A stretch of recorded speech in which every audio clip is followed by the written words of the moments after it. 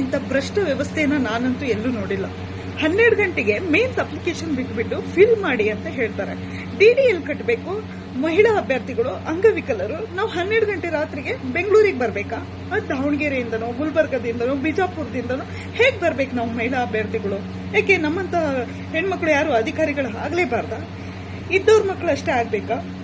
ಹೆಣ್ಮಕ್ಳು ಹೇಗ್ ಬರ್ಬೇಕು ಹೇಳಿ? ಮನೆ ಒಳಗಿರೋ ಸೀತೆಗೆ ರಕ್ಷಣೆ ಇಲ್ಲ ಅಂತದ್ರಲ್ಲಿ ನಾವು ಬೆಂಗಳೂರಿಗೆ ಬಂದು ಈ ಮಧ್ಯರಾತ್ರಿಯಲ್ಲಿ ನಾವು ಅಲ್ಲಿ ಅಪ್ಲಿಕೇಶನ್ ಹಾಕ್ಬೇಕು. ಯಾಕೆ ನಿನ್ನೆ ಬಿಡ್ಬೋದಿತ್ತಲ್ವಾ? ಇವತ್ತು ಬೆಳಗಿಂದ ಟೈಮ್ ಇತ್ತಿದ್ದು ಅವಾಗೆಲ್ಲ ಕಾಣ್ಲಿಲ್ವಾ? ಈಗ ಮಧ್ಯರಾತ್ರಿ ಬಿಟ್ಟು ಈಗ ನಮಗೆ ಅಪ್ಲಿಕೇಶನ್ ಫಿಲ್ ಮಾಡ್ರಿ, ಬಂದು ಹಾಲ್ ಟಿಕೆಟ್ ಇಸ್ಕೊಳ್ರಿ ಅಂತ ಹೇಳ್ತಾ ಇದ್ದೀರಾ. ಈಗ ಹಾಲ್ ಟಿಕೆಟ್ ಇಸ್ಕೊಂಡು ಬೆಳಿಗ್ಗೆ ಬಂದು ಎಕ್ಸಾಮ್ ಬರಿಬೇಕು ನಾವು. ಅಲ್ರಿ, ಒಂದು ಗುಲ್ಬರ್ಗದಿಂದ ಒಬ್ಬ ವ್ಯಕ್ತಿ ಏನು ಬೆಂಗಳೂರಿಗೆ ಬರ್ಬೇಕಂದ್ರೆ 10 ರಿಂದ 12 ತಾಸು ಟೈಮ್ ಬೇಕು. ಹೇಗ್ ಬರಕಾಗತ್ತೆ? ಪ್ರಶ್ನೆ ಪತ್ರಿಕೆ ಲೋಪದಿಂದ ಹಿಡಿದು ಈಗಿನವರೆಗೂ ಲೋಪದ ಮೇಲೆ ಲೋಪ ಆಗ್ತಾನೆ ಇದೆ. ಯಾರು ಹೇಳೋರಿಲ್ವಾ? ಯಾರು ಕೇಳೋರಿಲ್ವಾ?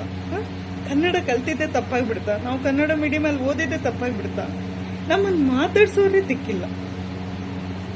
ಸರಿ, ನಾವೀಗ ಗುಲ್ಬರ್ಗದಿಂದ ಬೆಂಗಳೂರಿಗೆ ಬರ್ತೇವೆ. ನಮ್ಮ ರಕ್ಷಣೆಯನ್ನ ನೀವು ಮಾಡ್ತೀರಾ ಹೇಳಿ? ಮಧ್ಯರಾತ್ರಿ ನಾವು ಬರ್ತೇವೆ, ಅಪ್ಲಿಕೇಶನ್ ಹಾಕ್ತೇವೆ, ಮೇನ್ಸಿಗೆ ಅಪ್ಲಿಕೇಶನ್ ಹಾಕ್ತೇವೆ. ನಮ್ಮ ರಕ್ಷಣೆ ನೀವು ಮಾಡ್ತೀರಾ? ನಮಗೇನಾದ್ರೂ ಆದ್ರೆ ನೀವು ನಮ್ಮನ್ನ ರಕ್ಷಣೆ ಮಾಡ್ತೀರಾ ಹೇಳಿ? ರಕ್ಷಣೆ ಕೊಡ್ತೇವೆ ಅಂದ್ರೆ ನಾವು ಬರ್ತೇವೆ. ಅಲ್ಲಿಗೆ ಬಂದು ನಾವು DD ಹೇಗೆ ಕಟ್ಟೋದು? ನೀವೇನೋ ನಿಮ್ಮ ಆಫೀಸನ್ನು ಓಪನ್ ಮಾಡ್ಕೊಂಡಿದ್ದೀರಾ, ಬ್ಯಾಂಕ್ಗಳು ಎಲ್ಲಿದ್ದಾವೆ? DD ಹೇಗೆ ಕಟ್ಟಬೇಕು?